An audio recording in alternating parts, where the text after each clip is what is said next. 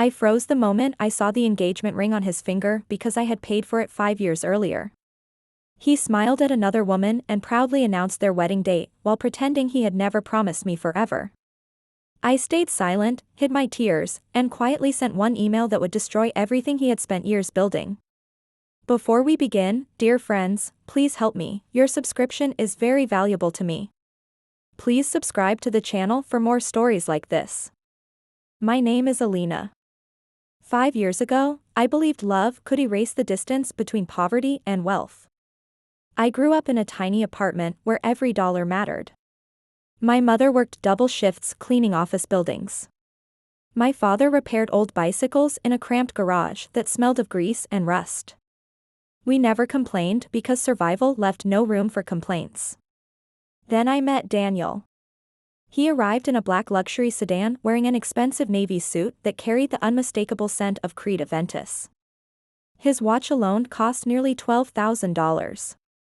I knew we belonged to different worlds, yet he looked into my eyes as though none of that mattered. He promised he admired honesty more than money. Those words became the beginning of my biggest mistake. We dated for 8 beautiful months before he suddenly disappeared overseas to expand his family's investment company. He promised he would return within 6 months. Every night he called me. Every week he reminded me to wait because our future would be perfect. 6 months became 1 year. 1 year became 2. Every excuse sounded reasonable. There was another acquisition. Another legal dispute. Another business emergency. Every delay came wrapped in expensive gifts instead of commitment. A designer handbag. Diamond earrings. Luxury vacations that always ended with another promise instead of a wedding date. My friends warned me. My parents begged me to stop wasting my youth. Still, I defended him because hope can sound louder than truth. During those years, I quietly supported him whenever he needed someone trustworthy. I reviewed contracts before meetings because of my accounting background. I organized financial spreadsheets without charging him. I even introduced him to local investors who eventually signed deals worth millions. He always thanked me with affectionate words instead of legal recognition.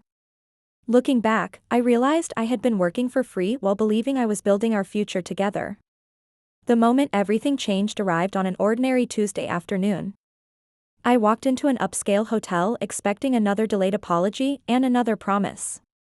Instead, I heard applause from a private ballroom. Through the slightly open doors, I watched Daniel kneel before another woman. Cameras flashed. Champagne bottles popped. Guests cheered while she accepted the same ring he once slipped onto my finger during a sunset by the lake. Nobody noticed me standing there because invisible women rarely interrupt glamorous celebrations. I quietly stepped backward, opened my phone, and pressed record. That single decision transformed heartbreak into something far more dangerous. It became evidence, and evidence would soon become justice for everyone. I walked away before anyone noticed me. My hand stopped shaking the second I reached my car. Something inside me had changed. I was no longer waiting for love. I was preparing for the truth. Daniel believed poor women accepted betrayal because they lacked options. He never imagined I would document everything. I opened every email he had ever sent. I downloaded voice messages, scanned handwritten notes, and backed every file onto 3 encrypted drives. Then I created a timeline listing every promise, every postponed wedding, every financial favor I had provided. Dates mattered. Numbers mattered. Facts mattered most. My accounting career had taught me one simple rule. Paper trails rarely lied. People did.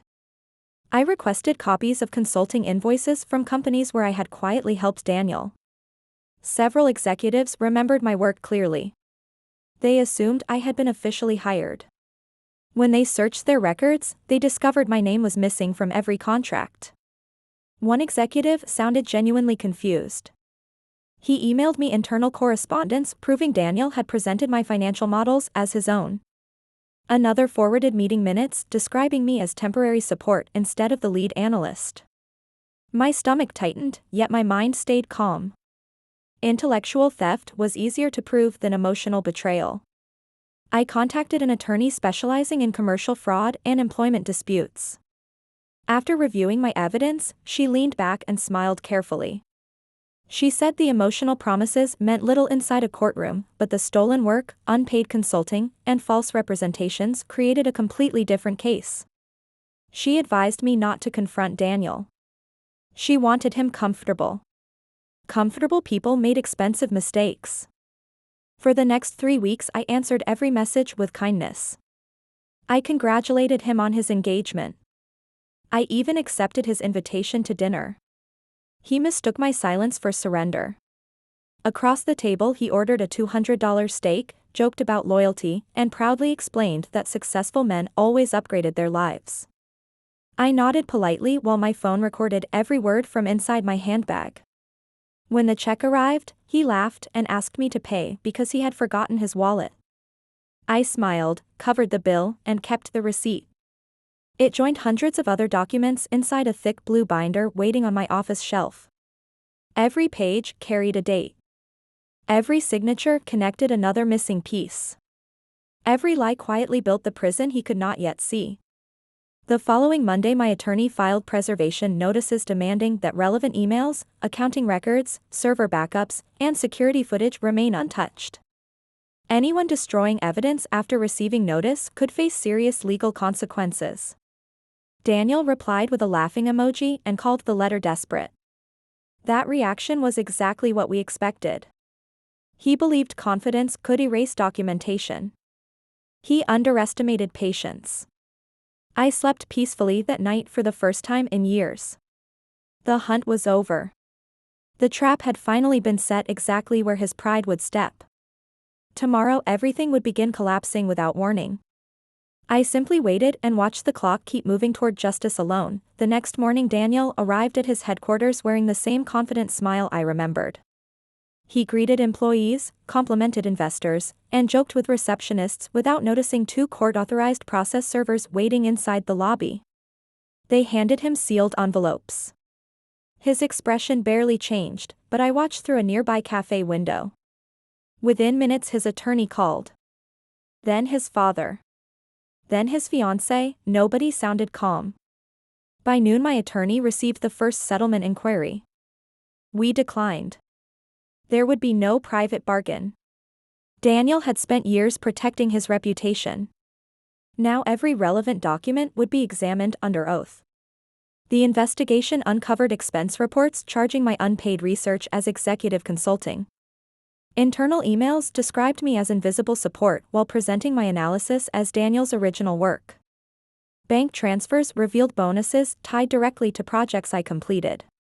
Digital calendars confirmed I attended strategy meetings that official attendance records conveniently omitted. Security footage preserved by the building manager placed me inside conference rooms during negotiations worth more than $18 million. Each discovery strengthened our position.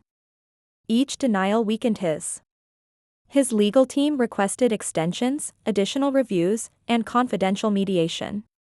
My attorney accepted procedural deadlines but refused secret resolutions. She reminded everyone that transparency protected honest people. Meanwhile, Daniel became desperate. He started calling after midnight. Sometimes he cried. Sometimes he shouted. Sometimes he promised marriage again, as though another empty proposal could erase 5 stolen years. I recorded every conversation because desperation often produces the clearest confessions. One evening, he admitted I had handled the financial forecasting because clients trusted my accuracy. He laughed nervously before saying nobody would believe a poor woman over a respected businessman. He forgot that recordings never cared about social status. His fiancée soon contacted me herself. She requested a private meeting at an elegant hotel lounge. She expected jealousy. Instead, she found organized folders, printed emails, payment records, and photographs arranged chronologically across the table. I never insulted her. I simply invited her to read. Halfway through the documents, her hands started trembling. She recognized dates matching weekends Daniel claimed he was visiting elderly relatives. Airline receipts proved he had traveled with me instead. Hotel invoices listed shared reservations. Voice messages contained promises identical to those he later repeated to her. She looked exhausted rather than angry. Before leaving, she asked one quiet question. Did he ever intend to marry either of us? I answered honestly. Men who love commitment create calendars. Men who love control create excuses. She closed the final folder, thanked me for telling the truth without humiliation, and walked away carrying copies of every document. Daniel still believed he could manipulate the women in his life separately. He had no idea we had finally compared notes together. The following Friday, she canceled the engagement publicly, returned the ring before both families, and announced she would cooperate fully with every investigation.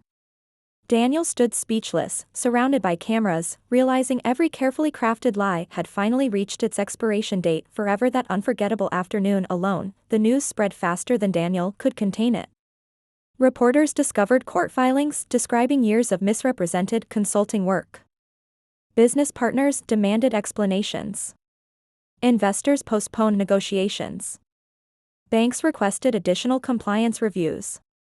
Every organization that once admired his confidence suddenly wanted documentation. Daniel blamed everyone except himself. He accused former employees, lawyers, accountants, and even me of conspiracy. His emotional outbursts only produced more evidence. Several executives testified that he routinely claimed credit for other people's work. Former assistants described instructions to delete emails. Fortunately, the preservation notices had arrived before anyone could erase the servers. For the first time, Daniel looked afraid. The expensive suits disappeared. The confident smile vanished. Dark circles formed beneath his eyes. Every courtroom appearance seemed heavier than the last. His father, once famous for boasting about the family empire, stopped attending hearings. Pride had finally met accountability. During discovery, forensic accountants calculated the fair market value of my unpaid contributions. Including lost consulting fees, performance bonuses, intellectual property value, and accumulated interest, the damages exceeded $2.84 million.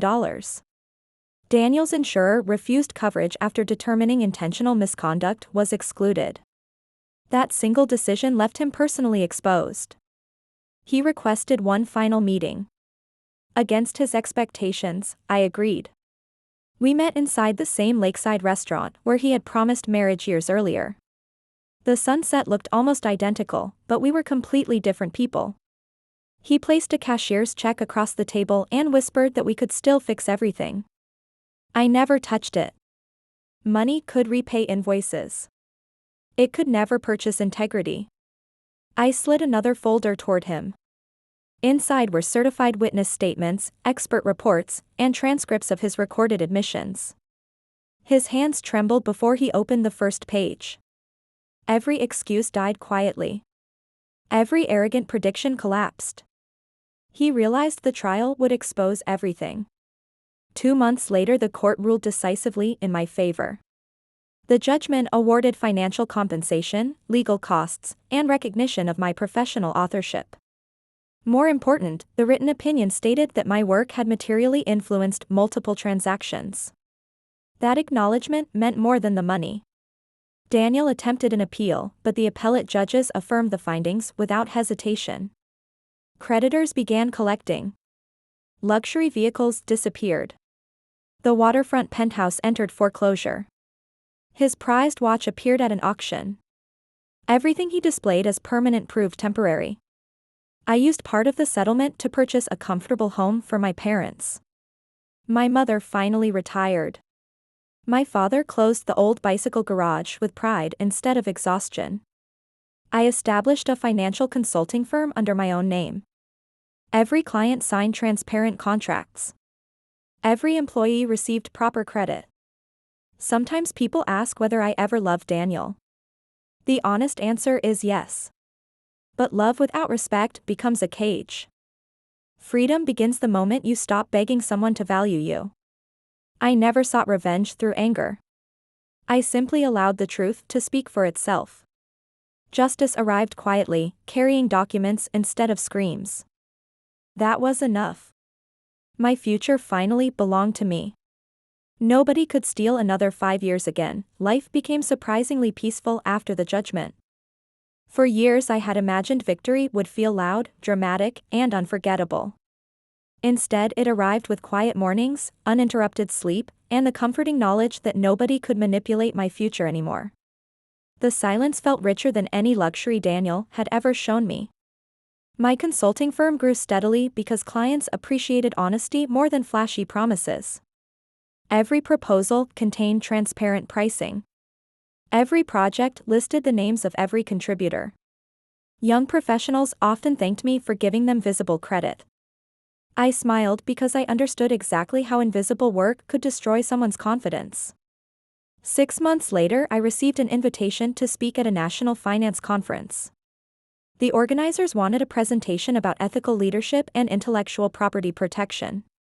Standing before hundreds of executives, I explained how organizations succeed when they reward integrity instead of ego.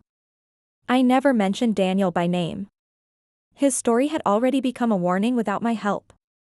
After the presentation, several women approached me privately. One had postponed her own career while supporting a boyfriend's business. Another had signed documents without reading them because she trusted her fiancé completely. Their stories sounded painfully familiar. I encouraged each of them to keep records, understand contracts, and never surrender financial independence in exchange for empty promises. One rainy afternoon, my attorney called with unexpected news. Daniel had finally accepted responsibility during a mandatory financial examination. He admitted under oath that he believed I would never challenge him because I came from a poor family and loved him too much to fight back. Hearing those words brought no satisfaction. They simply confirmed everything I had already learned. A few weeks later, I visited the small neighborhood where I had grown up. The apartment building looked older, but the memories remained alive. Children played outside exactly as I once had. My father squeezed my shoulder and quietly said he had never been prouder of me. My mother hugged me without saying a single word. Sometimes silence carries more love than speeches.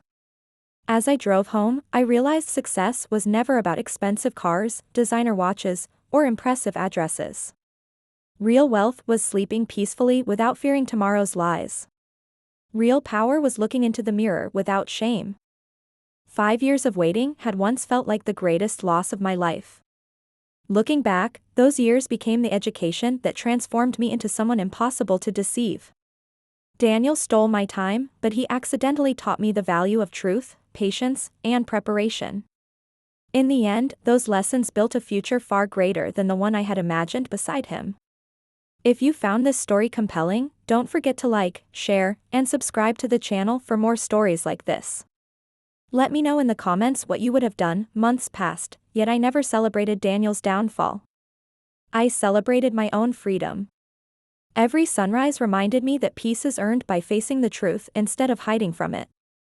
My calendar was finally filled with real goals instead of postponed promises. I traveled with my parents, supported scholarships for young women studying finance, and volunteered to teach basic financial literacy in community centers. Watching others recognize their own value became more rewarding than any courtroom victory. One afternoon, I received a handwritten letter without a return address. Inside was a simple apology. Daniel admitted that greed had blinded him and that he had confused control with love. I folded the letter, placed it in a drawer, and never answered. Forgiveness did not require another conversation. Closure did not require another chance. As I stood on my new home's balcony overlooking a peaceful lake, I smiled at how different that view felt from the one where he had once made empty promises. Back then I believed someone else held the key to my happiness. Now I understood the truth. No relationship, no fortune, and no beautiful speech can replace self-respect. The strongest revenge is not destroying another person's life. It is building a life so honest, peaceful, and successful that their betrayal no longer has the power to define your future. If this story taught you anything, let it be this. Never ignore repeated excuses. Never surrender your financial independence. Never mistake expensive gifts for genuine commitment. Trust actions more than words, documents more than promises, and your instincts more than someone else's charm. Those lessons changed my life forever, and I hope they protect yours as well. If you found this story compelling, don't forget to like, share, and subscribe to the channel for more stories like this. Let me know in the comments what you would have done.